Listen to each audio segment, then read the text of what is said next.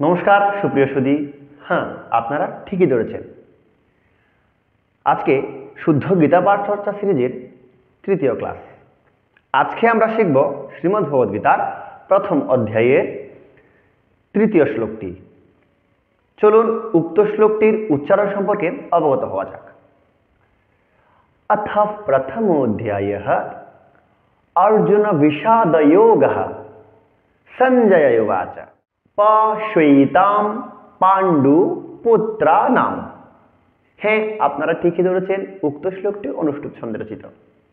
অনুষ্টুপ ছন্দে রচিত শ্লোকগুলোকে পাঠ করার ক্ষেত্রে প্রতি ৮ অক্ষর পর ছেদ দিয়ে পাঠ করতে হয়।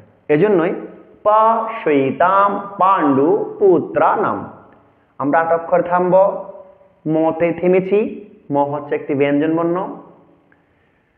স্বরবর্ণের সাহায্যে যে বর্ণ উচ্চারিত হয় সে বর্ণকে ব্যঞ্জন বর্ণ বলে থাকি।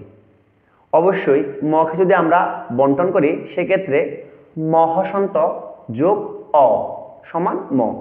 এবার পরের অংশে আচার্যম হাতিম চ মুম। অনুসার যদি কোনো শব্দের পরে থাকে সেক্ষেত্রে আমরা অনুসার উচ্চারণ মহসন্ত করব।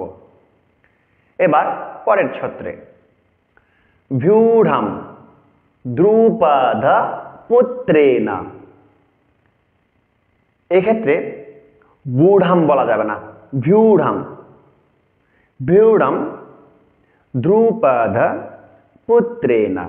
পরের অংশ তব শিশেনা ধীমতা। ধকে মহাপ্রাণ উচ্চারণ করতে হবে চাপ দিয়ে। তব শিশেনা ধীমতা। সুপ্রিয় সুধী, চলুন একটু সুর দিয়ে পাঠ করার চেষ্টা করি। अथ प्रथमोऽध्यायः अर्जुन विषादयोगः।